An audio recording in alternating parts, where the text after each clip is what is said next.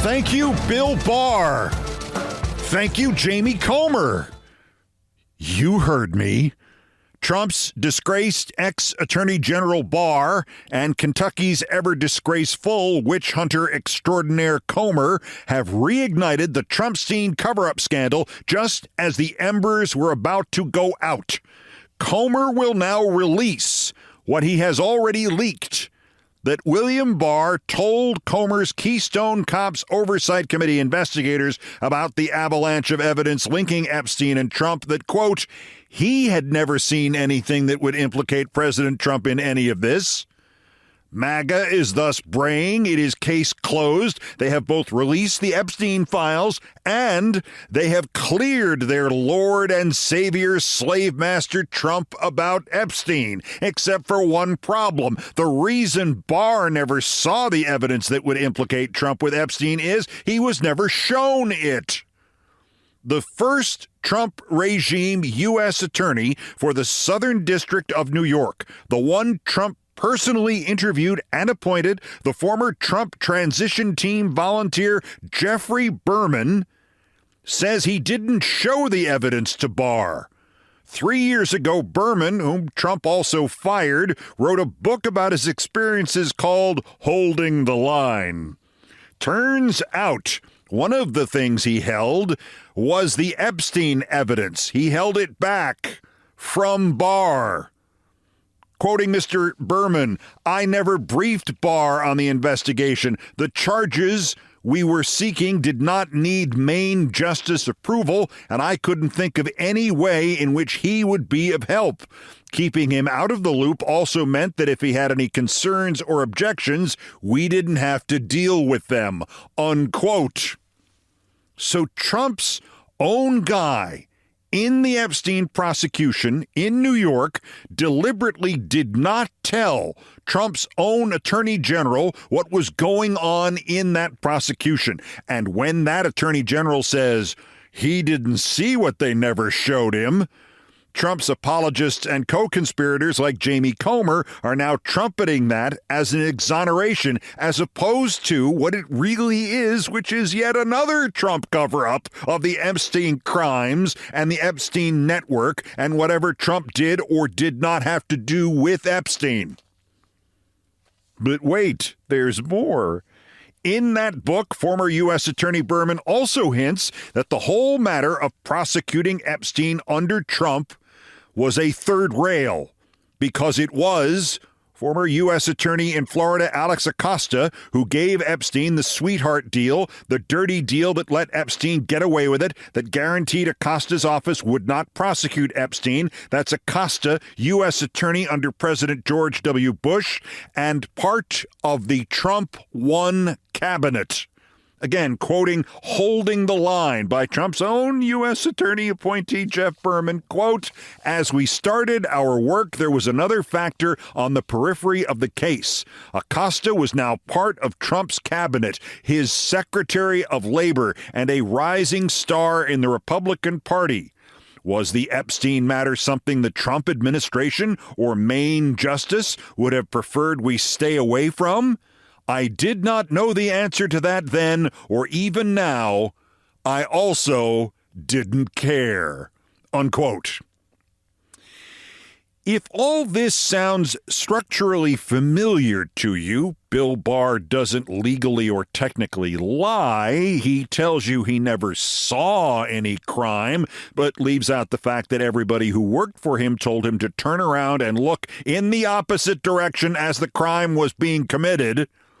It is because this is the exact same MO that Bill Barr used when Trump had him serve as liar-in-chief, washing the Mueller report. Barr said he couldn't prosecute or exonerate Trump based on the Mueller report. Trump and his minions then announced Barr had cleared Trump. That is what they will be trying to do here. Only to try to increase the chances that this Barr sleight of hand sticks, they had Comer leak it in advance so that whenever more of Barr's testimony about Trump and Epstein is released today, I know nothing, they can hammer home the lie that everything Barr saw proves that Trump had nothing to do with it. This time, though, there is another quote that should get similar play if the stenographic pool that has replaced the White House press corps does its job for once. The ranking Democrat on COMER's Oversight Committee is Robert Garcia of California, and quoting Mr. Garcia, during his deposition with the committee, Attorney General Barr could not clear President Trump of wrongdoing. Chairman COMER should release the full, unedited transcript of his interview for the public. That's just as true as COMER's claim. Barr never saw anything that implicated Trump, and he never saw anything that cleared Trump, because Barr's own prosecutor, Trump's own appointee, never showed him anything. And if you would like to feed a dying conspiracy, this is what you feed it. They never showed him the evidence. That's another conspiracy. Other than the fact that Barr's magic wand helped to make the damning implications of the Mueller report disappear, it is hard to understand why Trump's fellow cover-up conspirators chose him to be the poster boy for the Trumpstein case here. After all, on top of everything else, on top of all the other things that Barr has committed in public office, the headmaster of the Dalton School in New York, the lame duck who left just at the same time that an inexperienced young man named Jeffrey Epstein was hired to teach there at Dalton in the 70s, that headmaster who never saw any evidence about Epstein, that headmaster was Donald Barr, Bill Barr's father. Barr the elder was leaving Dalton to take over my alma mater, Hackley. That was my last scoop as a student journalist, by the way.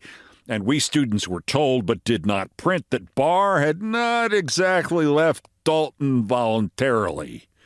I graduated before he started at Hackley. I do know that in a few years there, Barr nearly bankrupted the school. In any event, Bill Barr, perfect witness, confirming there is a Trump cover-up of the Epstein Files, which would also mean Bill Barr is now part of the Trump cover-up of the Epstein Files. And as if they needed to screw this up more, the Trump organized crime government got yelled at by the judge, whom they asked to release the meaningless grand jury testimony so Pam Bondi can pretend she isn't covering up the Epstein case and reneging on her own personal promise and credibility, if any.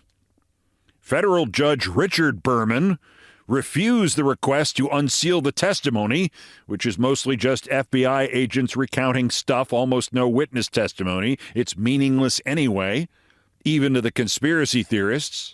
The judge slammed Trump for going back on the administration promise to reveal what it has, slammed Bondi for trying to get the grand jury stuff released without enough time to warn the victims, and dismissed the Trump-Bondi stunt as a, quote, diversion. Quoting again, this time from the judge's ruling, the government's 100,000 pages of Epstein files and materials dwarf the 70-odd pages of Epstein grand jury materials. Apart from the fact that Trump is covering up the Epstein case and still refusing to release the Epstein files, this is the salient point.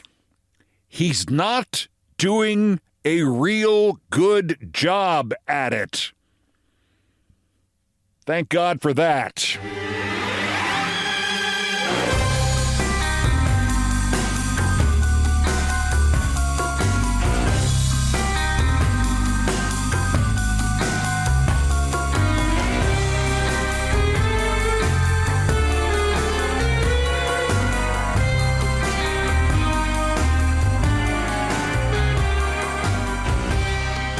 White House still demanding we praise the fat Fuhrer for solving Ukraine, but it turns out his deal with Russia allows Russia to veto any actual defense of Ukraine by Ukraine or by anybody else.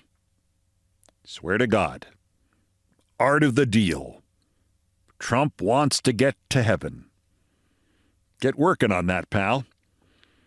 Putin's blob of a foreign minister, Sergei the Hut Lavrov, explained first to Russian media, then it spread quickly internationally, that the big accomplishment of the disaster in Alaska, Russia agreeing to security guarantees for Ukraine post-war, comes with a slight catch from Russia's point of view. One of the guarantors has to be Russia. The security guarantees that Russia is willing to have for Ukraine have to be vetoable by Russia. Oh, and by China as well. In fact, no country would be allowed to defend Ukraine militarily unless both Russia and China permit it. The guarantee? It's not really a guarantee. In fact, it's not at all a guarantee. Also, the summit with Zelensky and Putin that Trump thinks he set up, Putin wants it in Budapest. And if you think that's a coincidence, in 1994, Russia already attended a summit with Ukraine at which Russia and the U.S. and the U.K. guaranteed the territorial integrity of Ukraine. And that summit was held in Budapest. Then as now, Russia's word is worthless. On the other hand, so is Trump's. Worthless. I mean, are there any questions left about this? He's stalling. That's all he's been doing since January 20th. Stalling. This has all been about running out the clock for Putin.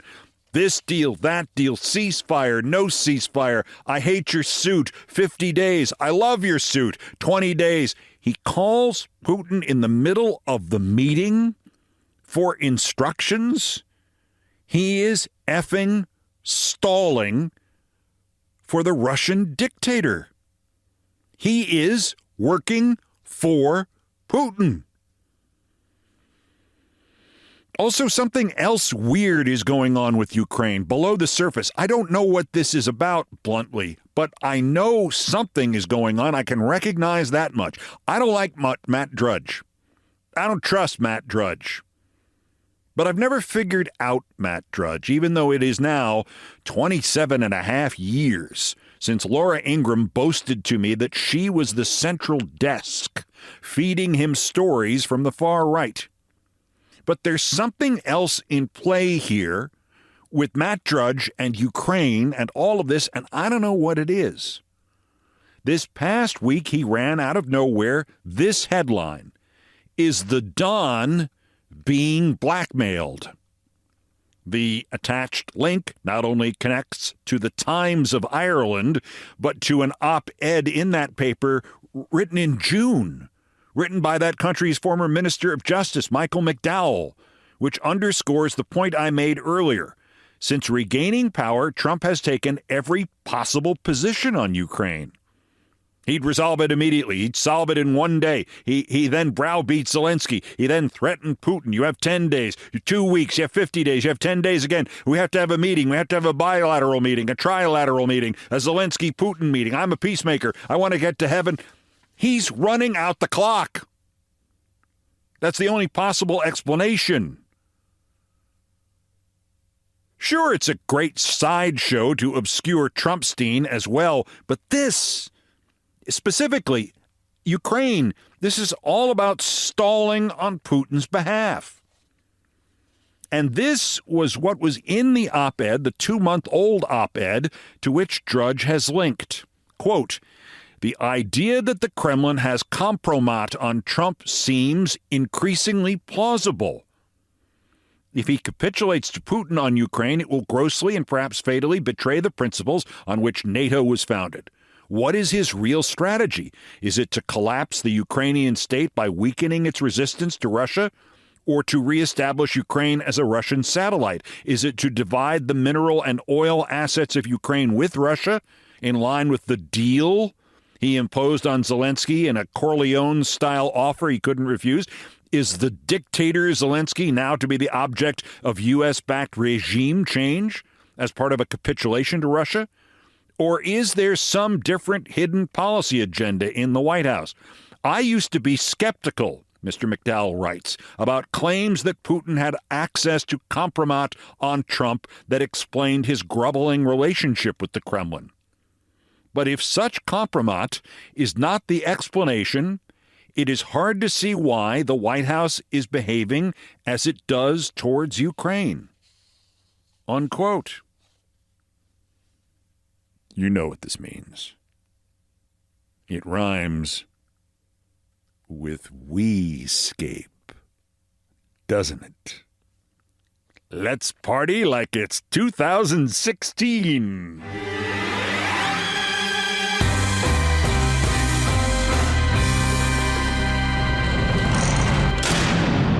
Here's a question. Is the army in the streets of Washington, is that connected to Trump's unconstitutional vow to usurp control of the elections from the states and eliminate voting by mail and eliminate voting machines? So it's all paper ballots and it can only be counted that one night and that's it. Quote, remember, the states are merely an agent for the federal government in counting and tabulating the votes. Bullshit. Maybe per the interpretation of the terrorists at the Heritage Foundation, but not according to that other document we like to colloquially call the U.S. Constitution. So maybe the troops in D.C. that are patrolling places like the war-torn Shake Shack in Union Station are really just a warm-up for enforcing this, Trump's second unconstitutional executive order, taking over control of elections from the states. You know, the new elections, only elections where you vote in person, and you only get to vote when you show them, like Trump explained, he always shows them, when you show them your license plate. No, he's fine. Driver's license, license plate, political asylum, mental asylum. He doesn't know if he's going to heaven. He wants to. Yeah, that ship sailed in 1956, asshole. Then there's Jersey Congressman Jeff Van Drew on voting. Jeff Van Drew says he has talked to lots of dead people who received mail-in ballots. I've talked to lots of these people who've received these mail-in ballots, the dead ones. Well, Van Drew did defraud the voters of New Jersey by running as a Democrat, getting elected as a Democrat, then not only switching parties, but going full Nazi.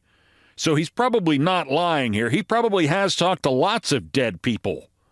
John Birch, Father Coughlin, Hitler, Chuck Grassley, you know, the usual bunch.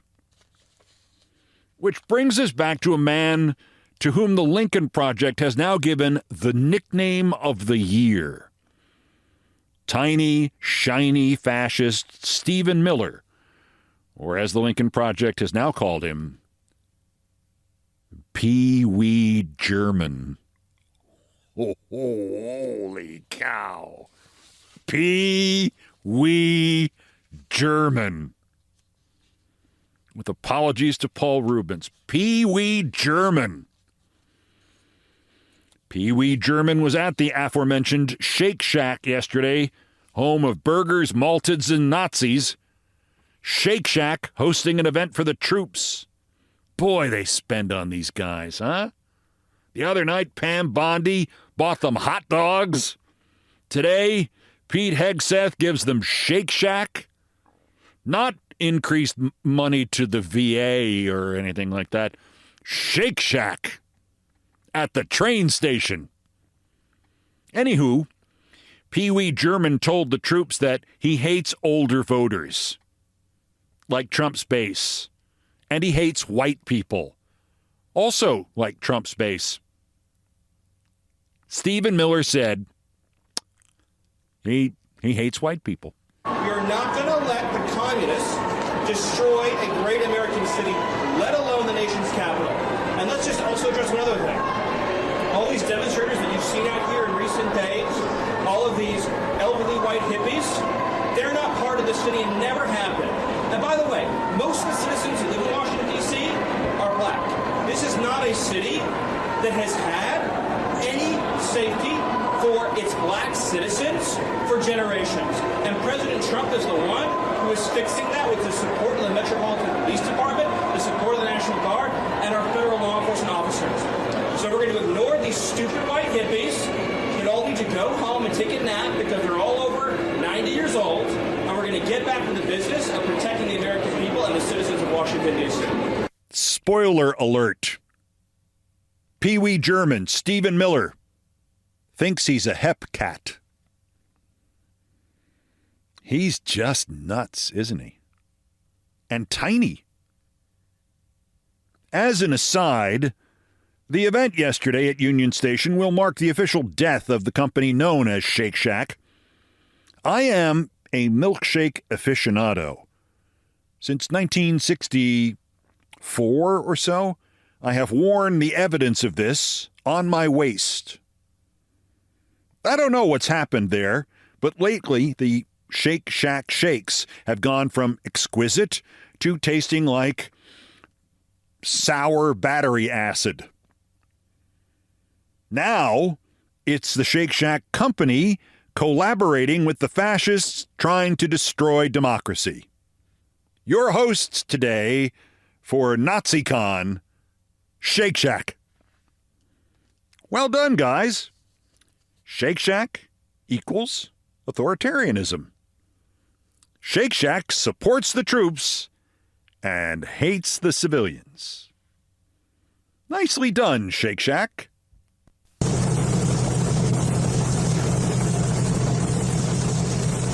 And now, two media notes. Firstly, as you know, I never criticize cable news. But if you have ever felt sympathy towards Abby Phillip of CNN, well, you can cut that the F out. She turns out to be fully responsible for that shit show she anchors on CNN every night with Kentucky Fried Fascism boy Scott Jennings and the other dregs of MAGA society. I always assumed she was being forced to do it. I mean, cable news contracts can be pretty severe, let me tell you. Nuh-uh. Get these transcripts from the Kara Swisher podcast.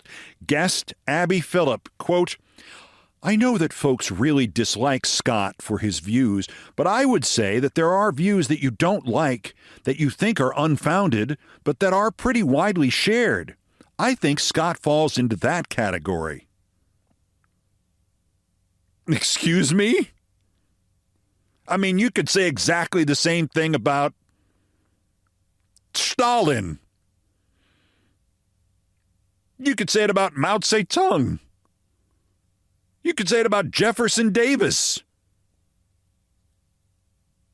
I know that folks really dislike Scott for his views, but I would say that there are views that you don't like that you think are unfounded but are pretty widely shared. I think Scott falls into that category.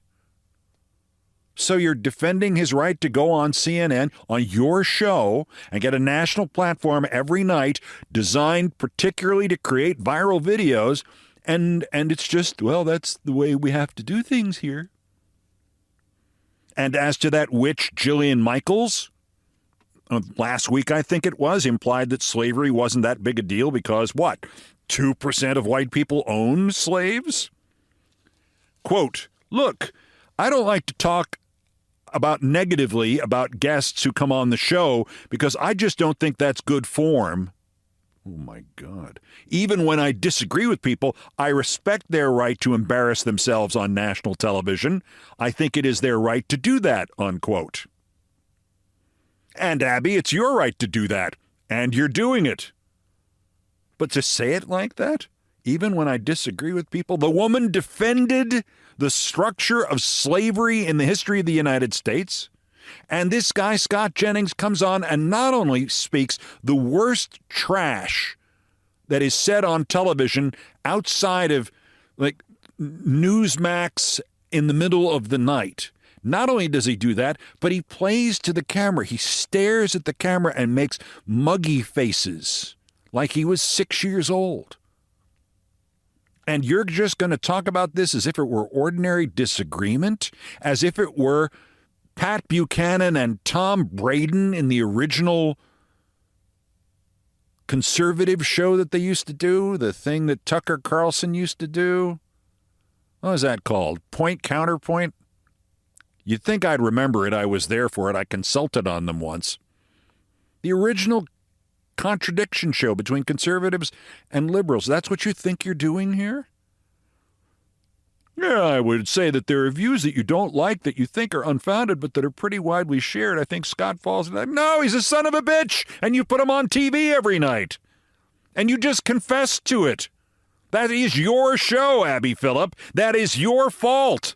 That is not some idiot boss, and God knows CNN manufactures them. The CNN chief of the week did not shove this down your throat. You are defending the show, and if not exactly what they say, you are defending Scott Jennings and Jillian Michaels. F you. You are culpable here. You are responsible, or more correctly, you are irresponsible. Resign. Never appear on television again. You might as well be on Fox. You might as well be Gutfeld.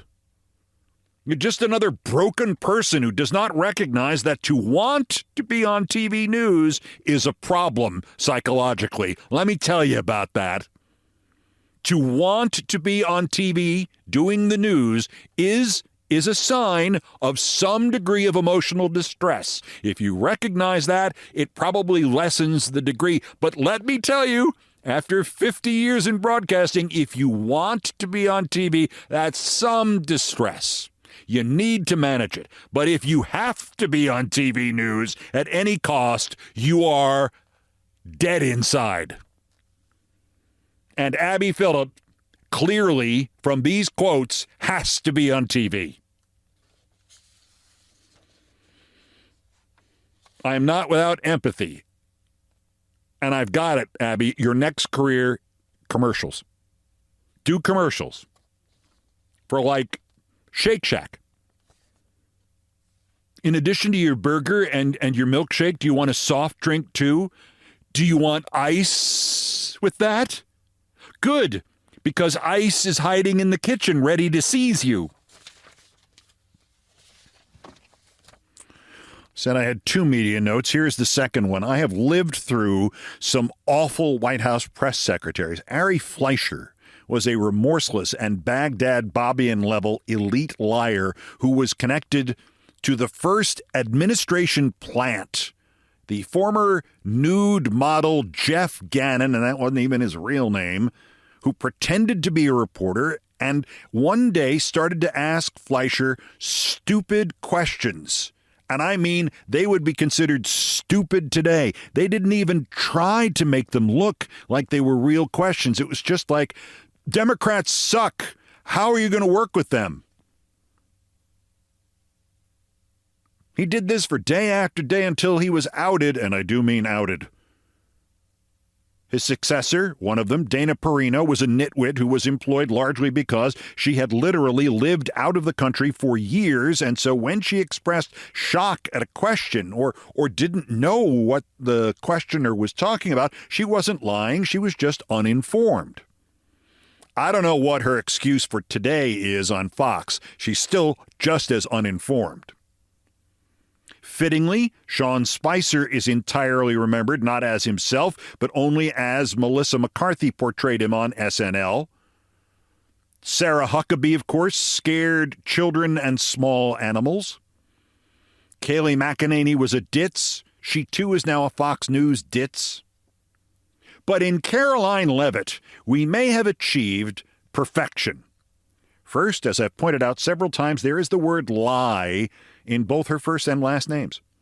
Second, there's the fact that in a room full of softball questions from right-wing plants like the Pizzagate guy who was there the other day, she was literally a softball player who got a scholarship to play softball at an obscure college. She is also belligerent, condescending, and aggressively stupid. But her chief achievement is she doesn't actually speak English. She called Hitler Hilter. She has repeatedly mispronounced Trump's name. Last week she insisted Trump, or as she often calls him, Chump, deserves the Nobel Peace Prize.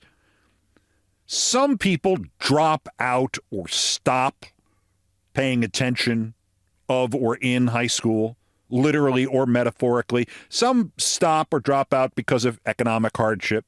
Some out of laziness. Caroline Leavitt clearly stopped learning around the 6th or 7th grade because she became convinced that at that point she knew everything. Well, we can add to the list. She has now mispronounced the word pundit. During a self-righteous, "I'm Caroline and I want your vote as sorority treasurer" speech, excoriating the White House press corps for not applauding Trump about Ukraine enough, even though nothing has happened other than to burn another week off the clock, Caroline. Caroline gloriously got it wrong again. All weekend following those historic U.S.-Russia bilateral talks, we listened to clueless pundits on television. Pundits? Pundits? No. Dumber than a box of 200 pounds of rocks.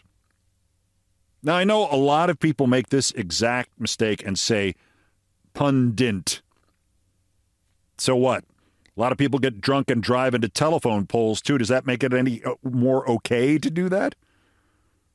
This person speaks on TV every day. Does she have any pride, or is she Abby Phillip?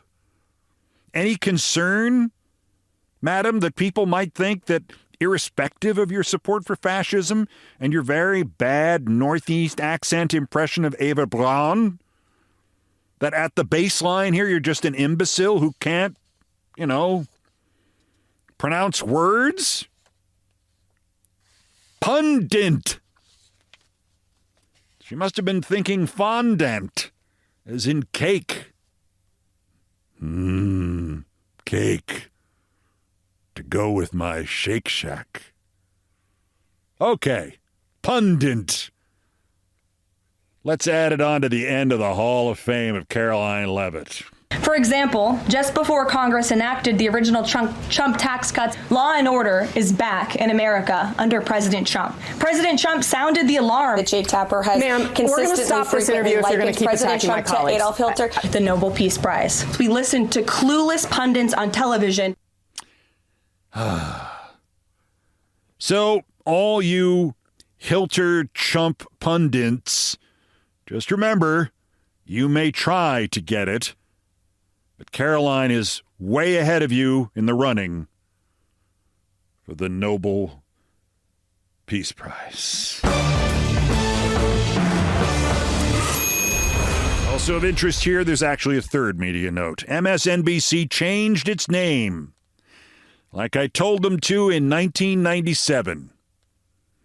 My memo in the interoffice mail envelope finally got to the 52nd floor. MSNBC, possibly the worst name of any news network ever conceived in any language. And they have now somehow found something worse to call it. That's next. This is Countdown, which has outlasted the name MSNBC.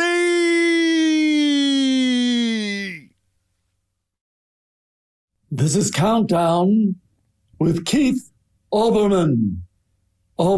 The Nobel Peace Prize.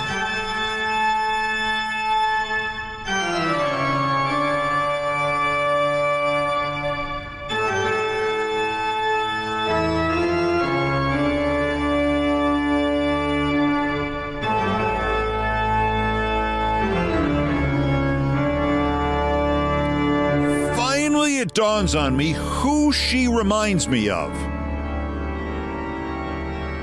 Who Caroline Leavitt reminds me of.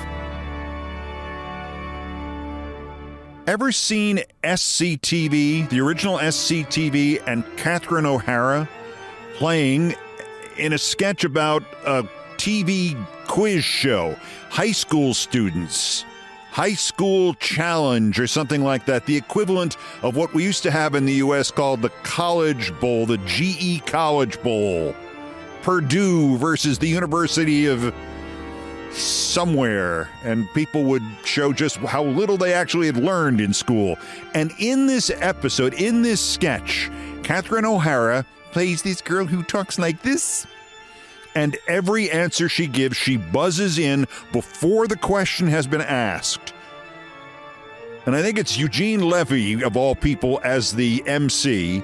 And he says, in Nordway, and she buzzes in and goes, Dewey Decimal System? And then the next one is, when the Titanic, Dewey Decimal System? Every answer is Dewey Decimal System. That's Caroline Levitt. Dewey Decimal System? Nobel Peace Prize? Still ahead on this edition of Countdown, the Nobel Peace Prize winning program. It's happened again. Another colleague has announced he's done, he's finished, no more broadcasting, the news is dead, and I said sit down and shut up for an hour while I recite to you all the times I have been told that about my career. Because the most recent one was like 6 months ago. And the first one, well, we will be coming up on the 41st anniversary of it this November. Good evening and welcome to the ends of my career. One a decade since the 80s. Next in Things I Promised Not to Tell. First, believe it or not, there's still more new idiots to talk about. The roundup of the miscreants, morons, and Dunning-Kruger effect specimens who constitute today's other worst persons in the world. Dewey Decimal System? LeBron's worse. BBC News. As I always say when I torch them, look, the reporters are unmatched, probably in the English language, maybe in the entirety of the world. I don't speak French. I can't speak to the French news. And their worst is still better than the best offered by CNN or MSNBC, to say nothing of fascist news channel. But boy, are their in-studio editors and producers naive and easily led. I mean, sometimes it looks like a high school newscast. The big second-day story on BBC World News, which they call that not as a brand name, they actually show it all over the world. That's why they call it that. Their big second-day story after Zelensky and friends went to the White House. They interviewed Zelensky's suit guy. Not some lawyer, not lawsuit. Zelensky's stylist, his wardrobe fella. About Zelensky's new suit, the one he wore to the White House. About the idiot remark that the bimbo Brian Glenn of the Rave News Network made about Zelensky's fatigues from the meeting in February, and comparing it to the zippier suit that Zelensky wore on Monday, and then the punishment that Brian Glenn took when he smarmily tried to suck up to Zelensky by apologizing to him, and Zelensky vaporized him. An entire segment on BBC World News, which I'd like to remind you is shown around the world. Dewey Decimal System. An entire segment with the anchor Christian Fraser, who's a little holier than thou at times, but otherwise okay. And the interviewee was speaking Ukrainian with a translator. A whole segment on Zelensky's wardrobe. And not once was the thing that tied the whole room together ever mentioned. The TV guy from RAV, who insulted Zelensky in the first place and got smashed up this time, Brian Glenn, is the boyfriend of the insufferable Marjorie Stupid Green. To treat Brian Glenn as just some sort of ordinary right-wing conspiracy nut reporter is to miss the point. There is not a vast right-wing conspiracy. It is still, in this country, only a couple of hundred people, tops. If they disappeared tomorrow, nature would begin to heal. But they are all in this, and I don't know that it's coordinated. They don't have meetings. There isn't a rule book. It's not like that. They don't speak on some sort of code. They didn't instill some sort of method of making us do what they want to and tracking our whereabouts, other than to sell us all these $1,000 phones that don't work and do track our whereabouts. But they do coordinate to some degree, maybe once a year. That question was asked in February, and the phony apology was spoken intentionally. Somebody thought about it in advance. How to put Zelensky back on his heels, ask him about his jumpsuit. You have to make, in covering this story, if you're going to interview somebody about what Zelensky is wearing, you have to mention that the alleged reporter, you have to make some reference to the fact that the alleged reporter actually is so deep in this pit of filth that he is willing to put his hands on Marjorie Taylor Greene.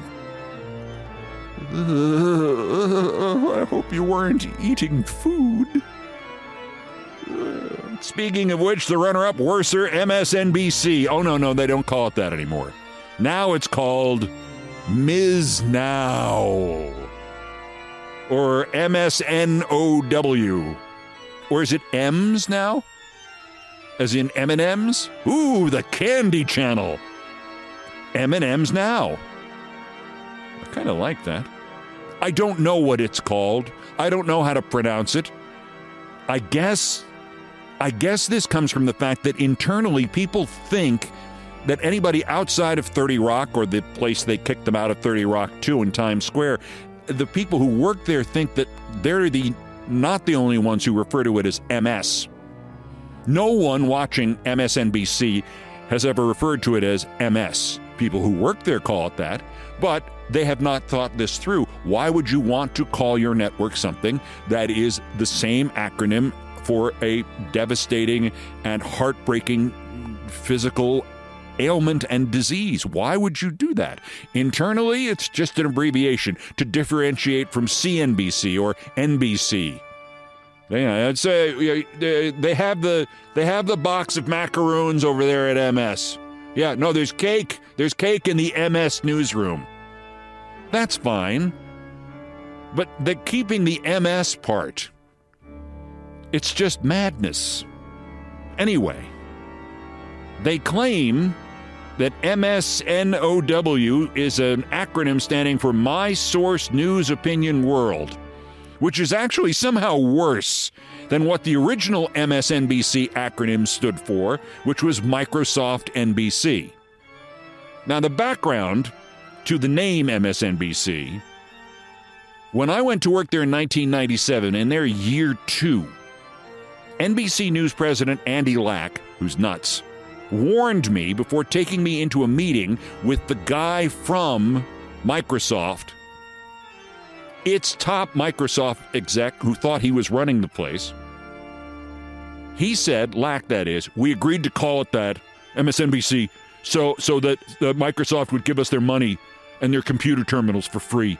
Just nod at whatever this asshole says, and just ignore him.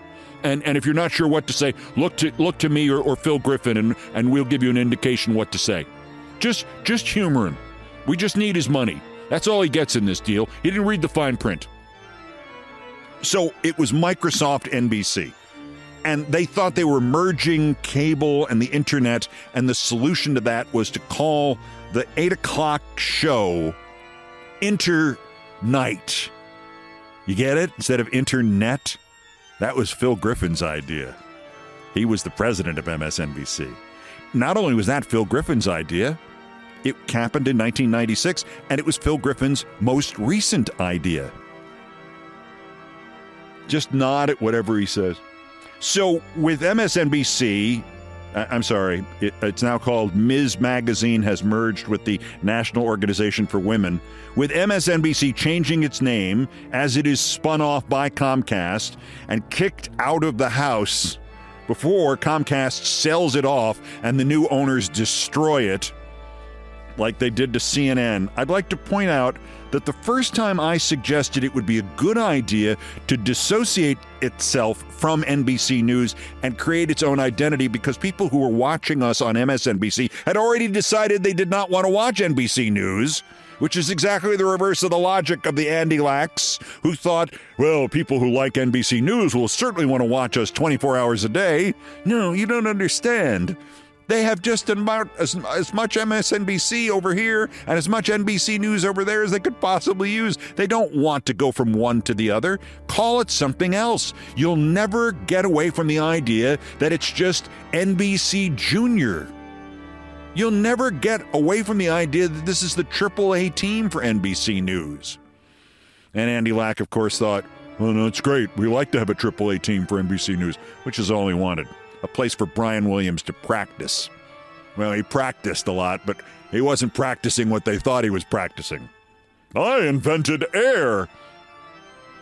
The first time I asked them whether or not it was a good idea to rename the place was like the week I started in October 1997. And in 2003, and I still have the memo, and maybe I'll sit down and read the whole thing on here one day, I proposed they rebrand it and make it simple. I said, you want to have a news network? Call your new news network name, and you can get away with this because nobody was watching MSNBC. I mean, literally, a few more people were watching it in 2003 than there are watching it now. That's how bad things were in 2003. Call it NEWS. This is NEWS. News. That's it. You want to use an acronym? Use that one. Co-opt not just the brand name, but an entire industry. Like Time Magazine. Boy, that pretty much covers it, huh? What's your magazine about? Time. Or Life Magazine. You have to admit, you can't get better name recognition than if you called your magazine Life or Time. Or if you called your news network News. By the way, who did they send out to convince the deeply suspicious viewers that this dumb name is not a dumb name? That it isn't the TV equivalent of Edsel or New Coke or Max instead of HBO or any of the drug brand names that you can't remember or spell? Exnacflia. For you know when you have that thing. Exnacflia. The point of the TV ads is to get you to remember how to remember and spell the names of the drugs, and you can't remember what they're called. You know who they sent out to sell this? The most credible person on MSNBC now. No, it's MSNBC earlier and MS now. You know who they sent out to pitch this? The most credible person they have. The most believed. The guy whose word you can depend on, whose opinion, whose position never changes. Joe Scarborough, who said the new name is perfect. And in solidarity, Joe then changed his name to Vidcon Quisling. Look it up. But the winner, the worst, El Trumpolini, again, needs any distraction he can find from Trumpstein, but this is still something he has written as President of the United States, and thus we can believe he really believes this. The museums throughout Washington, but all over the country, okay, I don't know what you mean by that, Sonny, are essentially the last remaining segment of woke. The Smithsonian is out of control. I don't know if you've been to the Smithsonian or, in fact, to any major museum in this country, but the last thing they are is out of control. Or woke. The museums are there to invoke the year 1898. Supposedly the year Trump enjoyed the most. The Smithsonian is out of control, where everything discussed is how horrible our country is, how bad slavery was, and how unaccomplished the downtrodden have been. Nothing about success, nothing about brightness, nothing about the future. It's a museum, F-face. It's not about the future. We are not going to allow this to happen. I have instructed my attorneys to go through the museums and start the exact same process that has been done with colleges and universities where tremendous progress has been made. Yes, we've cut back the number of Ivy League schools from 8 to 6. This country cannot be woke because woke is broke. We have the hottest country in the world, and we want people to talk about it, including in our museums. He'll be asking people to shout in the libraries next, and to wear their underwear on the outside. He's going to sue the museums over covering history because there's not enough stuff about the future in the museums because museums are about the past.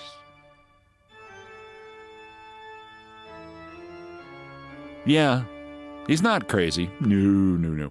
Also, the Smithsonian mentioning slavery is woke.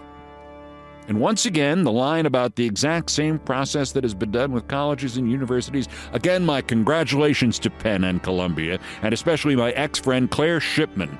I really think Claire and the idiots who run Penn ought to be selecting where they're going to move to, which country, not out of a fear of an uncomfortable life full of public shame or danger under Trump, but because of a fear of an even more uncomfortable life full of even more public shame after Trump. This is your fault, Claire. You folded, and the rest of them folded behind you, and you gave this mealy-mouthed, 80-year-old, stupid mother effer the belief that he can bully anybody and that everyone will appease him because you appeased him. Congratulations. Wake up with that every morning. Also, Trump is now pro-slavery, and he's forever today's worst person in the world!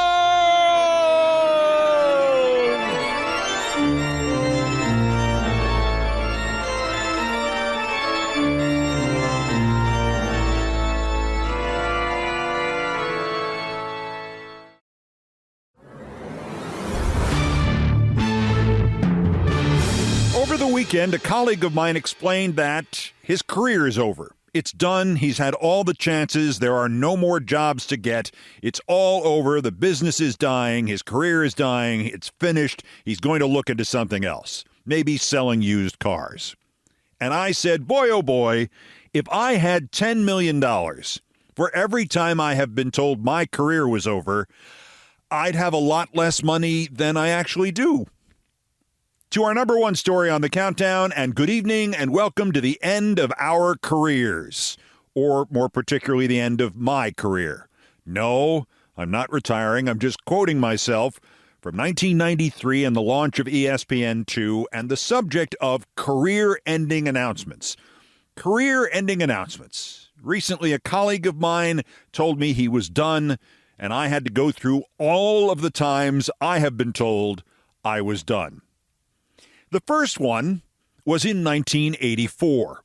This would be in a previous century that I know to a lot of younger listeners seems like it might as well be 1884. I have told before the story of my limited career in Boston, for which I waited about a year to start and lasted about half as long because I went to work at the wrong place, in the wrong city, outside in the wrong suburb of Boston, with the wrong boss, where they said, don't make any jokes. And I said, what did you hire me for? And I left very, very quickly. And then they tried to fire me while I was filling out the terms of my contract and staying there until they could get a replacement. And the whole thing went up in flames.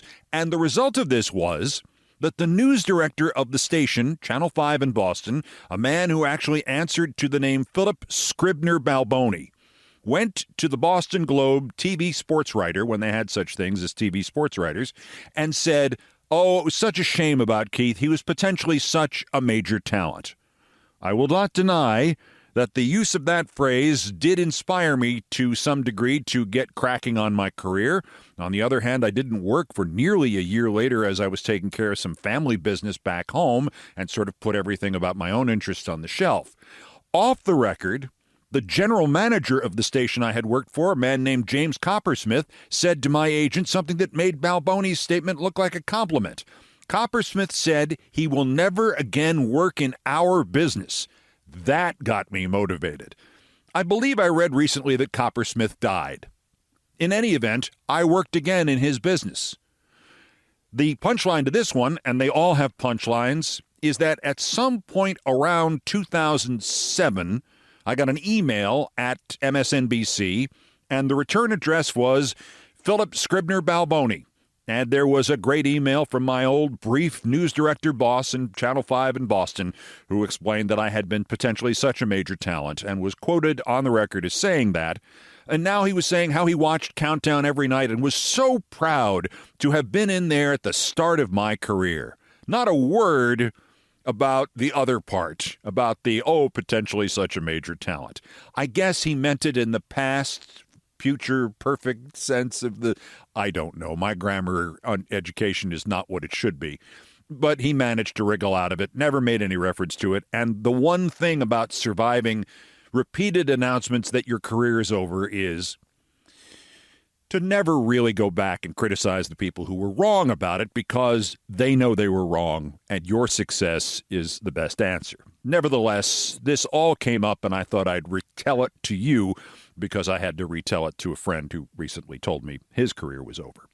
But as I said, that was just the first time that it ever happened in a fully professional setting. In 2001, and I was just reading this, I guess about a year ago. I came across it somewhere online. I was reading it for a punchline in and of itself. It was a piece in Sports Illustrated by a man named Chris Ballard, I believe. And Chris Ballard wrote an article about my being fired by Fox Sports, which he wrote as I had resigned from Fox Sports, and went on to explain that I did not respond to Sports Illustrated's requests by emails and phones for comment. I never received any of them because it never occurred to him that when they fired me and told everybody I had resigned, they cut off my access to my email and my phone. And they said to him when he wanted to talk to me, just send him an email. He'll get back to you. And I didn't. And thus he made me look like a jerk.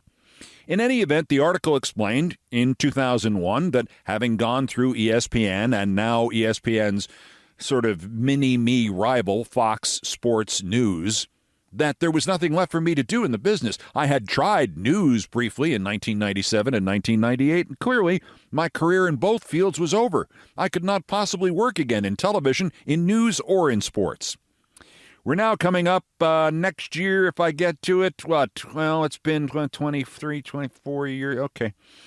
I recently saw this article and was inspired to look for it online because Chris Ballard was retiring from Sports Illustrated, and I'm still here. One question that came up as I was retelling the story of my various career-ending moments that did not, in fact, end my career, from my friend who's very worried about this, was how I managed not to have my career end when Ballard's premise was not completely wrong. He was certainly looking at what he thought happened in television. He was not the TV sports writer for Sports Illustrated for very long. It was not a natural subject for him. Most people who did this job thought that it involved simply watching sports on TV and then writing what they thought, as opposed to understanding an industry or its complexities or its parameters or its sort of weird voodoo customs. In any event, I said, well, look, it's not very difficult to survive these things. You just have to acknowledge that perhaps your next job after some sort of cataclysmic departure from an ESPN or Fox Sports or an MSNBC or wherever else, perhaps it's not going to pay you quite as much as the last one did. And so when my agent and I began to look around for more work in 2001, and I might add that after Fox fired me, they had to pay me for another 8 months at $100,000 a year. And if you can't survive on a job that requires you to do nothing for 8 months and pays you $800,000 that you can salt away, if you can't survive on that and enjoy your life while you're doing it, you're doing things wrong. In any event, what I said was just the next job, just take a job that allows you to do what you can do and do it well, and you will succeed in it. you have talent. A lot of other people don't. You will be low cost, so they're much more likely to overlook anything that happened in the past. And most importantly, if it is successful, you can then hold them up on the second contract negotiation. So I went first to CNN after the Fox Sports experience, started to work for them for not a lot of money. And although they did not ultimately exercise this, they signed me to a contract to do the 8 p.m. show on CNN for a certain large amount of money. And there were 2 finalists. They wanted us lined up in advance, and they made the clever decision to choose Connie Chung instead of me. But they had sort of reauthorized me. They had reestablished me by, it was well known within the industry that I was the runner-up for the job at 8 o'clock. And within 6 months of them saying, we think Connie's the right person to lead us into the future here. Within 6 months of that, I was doing the 8 o'clock show on MSNBC for, in fact, twice what the agreement had been at CNN. And within 3 years, they'd signed me to a new deal that was worth 3 times that, more than I had ever made in my life. So the key thing to it is to be flexible financially.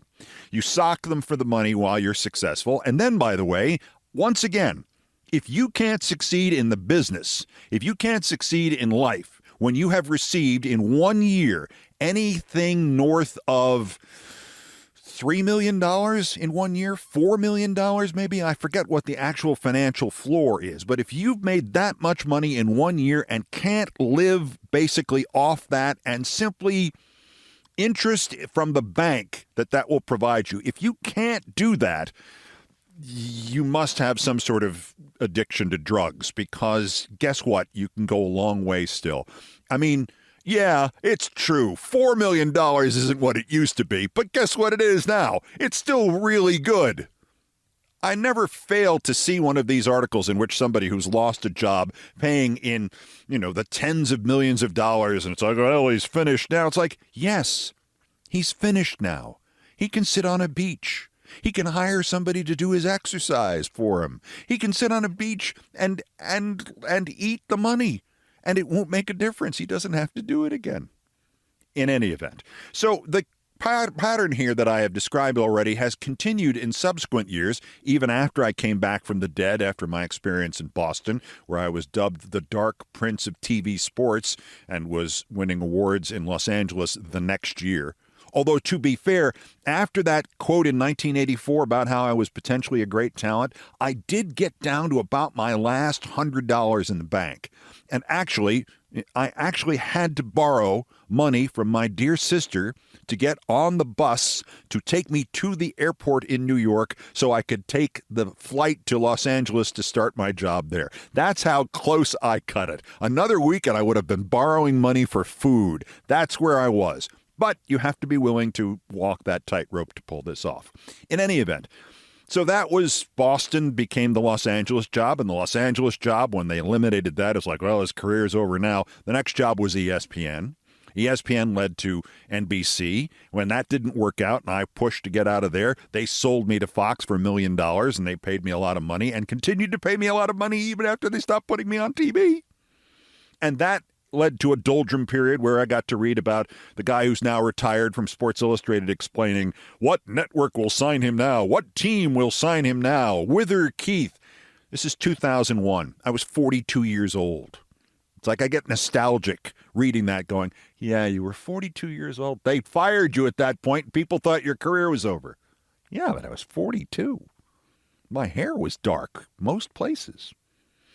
In any event, so that led into the MSNBC job, and the MSNBC job, as sort of messy as that ended, the second one anyway, led to the current TV job, and as disastrous as that was, since it was kind of a confidence trick. There was a day where between the money I got for leaving NBC and the money I got for joining Current TV, I made $68 million in one day. I had to sue a lot of people afterwards to get all of it, but I got just about all of it. In any event, I'm now boasting. Back to the point of this whole story. An old friend of mine came in when I was doing the videos for GQ, The Closer and The Resistance in 2016 and 2017, came in to watch me do this and started to ask very, very graciously and very gently about, well, isn't this something of a come down for you from the MSNBC experience where you had a staff? And I said, well, first off, The MSNBC experience consisted of 2 cameramen and a floor director and me, and sometimes a guest in a studio. The staff, whereas they were all certainly dedicated to the project, consisted of basically a core of 6 or 7 people. It never really felt like a big deal. I know it had more influence than I was ever led to understand, but it wasn't like, oh, well, you know, those movies that you did with Richard Burton and Elizabeth Taylor and Tom Cruise, and now you're just sitting at home with a camera. It didn't have that feel in the slightest. And I said to him, did you see the thing from CBS News the other day? And he went, what thing from CBS News? I said, don't you have the Google at the New York Times? And he said, yes. I said, Google Social Flow Facebook. And he did on his phone, and he read this. Political pundit Keith Olbermann found a way to channel concerns about Mr. Trump. This is July 2017. He started hosting a series of political commentary and special interviews titled The Resistance with Keith Olbermann, with the first episode featured on GQ on November 16th, 2016, reaching 54 million people, equivalent to 1 in 6 Americans. And I said, look, I understand that if you measure things solely by the idea that I'm on your TV every night, well, yeah, that doing a video and coming into a studio that isn't really designed for TV and there's an echo in it might seem like the end of my career. 54 million people saw that video and interacted with it in some kind. They either forwarded it, or watched it, or put a comment on it, or sometimes all 3. That was, in fact, the #1 political video or story on Facebook in the period of time after Donald Trump's election. I think that's something of a success. And I said, by this point, I don't need the damn money. The money I'm making from doing this is going to dog charities. Okay, so we could go on at length about other small versions of that. I once went back and forth with this guy who now is one of the people at Puck News who insisted that I had not been negotiating with the then chairman of NBC, Jeff Shell, about returning to MSNBC in 2019, 20, and 21 because NBC News had insisted it wasn't true. And I said, who told you that? And they said, a spokesman. And I said to this guy, his name was Dylan Byers, I said, well, who was the spokesman? Well, it's just supposed to be a spokesman. I said, so they wouldn't even put their own name on it? Not even a made-up name? Jim Jones, NBC News spokesman, which would have been, by the way, an appropriate name for a series of NBC News spokespeople. They didn't even do that. And he said, no, they were insistent. There's never been any contact between you and Jeff Shell. And I went, hang on. And I called up from my phone 23 emails and texts from Jeff Shell. I photoshoted them, I screenshotted them, and gave them to the guy. And I don't think this guy Byers has recovered since. His worldview was totally destroyed. He was writing a story about how I had deteriorated to the point where I was hallucinating about being in contact with Jeff Shell from NBC News, or from NBC, about returning to NBC News and MSNBC when we were deep into negotiations about it and were delayed only by the pandemic and, as I pointed out here before, the vetoes of certain people working on the air at MSNBC, most of whose careers I started. But that's another story which I've already discussed. His whole worldview was shattered by this because, Shadoobie, he could not comprehend that an NBC News spokesperson would lie to him. And he really said this. He said, I don't understand. Why would they lie to me? And I said, you don't have to understand that. The idea that they would not put their own name on this statement might have suggested to you that they were lying to you. Oh, I'll keep that in mind. Well, he didn't keep that in mind. But that's, again, another story about Dylan Byers, and we'll get to him someday too, somewhere soon. Somebody asked towards the end of July 2024 about my recent comeback and how I'd just gotten back into political commentary now with the new podcast. And I said, it's 2 years old on August 1st. It was approaching 500 episodes. We're doing like 1 million listens a week, 1 million audience participants a week. I mean, it's challenging certain hours on CNN for total audience. Good God, what do you mean recent comeback? But this is, as I said, if I had $10 million for every time somebody told me my career was over, my career is sort of over because I'm now of advanced years. And now I've done something that I really didn't understand until the year 2011. Until I left MSNBC to go to Current TV, and there was built into this transfer a 3-month period of time where I could not work anywhere in television. I had not had such a period of time, except for the aforementioned period when I was taking care of family members who were in trouble in 1985 after the Boston experience. I hadn't had such a length of time without being on the air somewhere. And in fact, during that period in 1985, I did a lot of freelance work just to, get the cash that I didn't have to borrow from my sister, who was, by the way, 17 years old at the time. Yeah, Jen, have you got a 20? Yeah, thanks. I need to go buy a cigar. In any event, I believe we had that conversation. In any event, the point of this was, until 2011, I'd really not had a day or at least a week without deadlines, media deadlines. You have to have this written by 8 o'clock because the show is starting with or without you. I hadn't had a day or a week without those since I was 16 years old, and I was, to my shock, I found I really enjoyed not having those deadlines. And when we went back on the air in Current TV in June of 2011, I was kind of disappointed, not because the studio was actually not a studio, but more like a portal to hell. And not that part of it, which was disappointing, but not as much as I really enjoyed, not shaving every weekday and not having to write, 10,000 words a day and not having to read the 12 seconds of script inside the 12-second window before the sound hit. And just the number of deadlines I suddenly didn't have. So since 2011, I decided to cut back to 4 days work a week, generally speaking. That's my concession to my mid-60s. And as I was preparing this, to tell you this story in light of the experience I had with my friend who thought his career was over, and I was reciting this, I realized that I had left out, in telling him the story, and I have deliberately left it out of the chronological order of these tales, of the actual first time I was told my career was over. I had forgotten completely about the day that the sports director, what was then a prominent radio station, told me that not only would he and the news director there not hire me, even though I had been told I was a candidate for a sports job there, but he told me that I would never get a job in radio or television of any prominence because of my attitude. No one will ever hire you.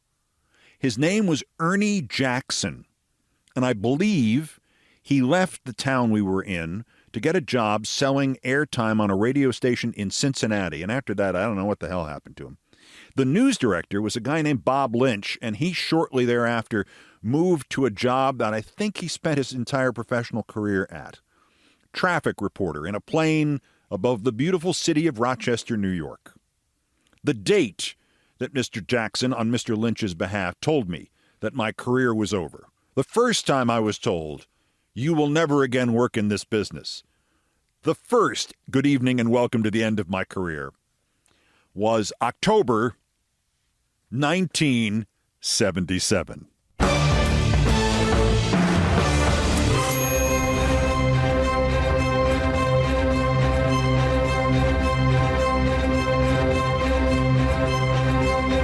I've done all the damage I can do here. Thank you for listening.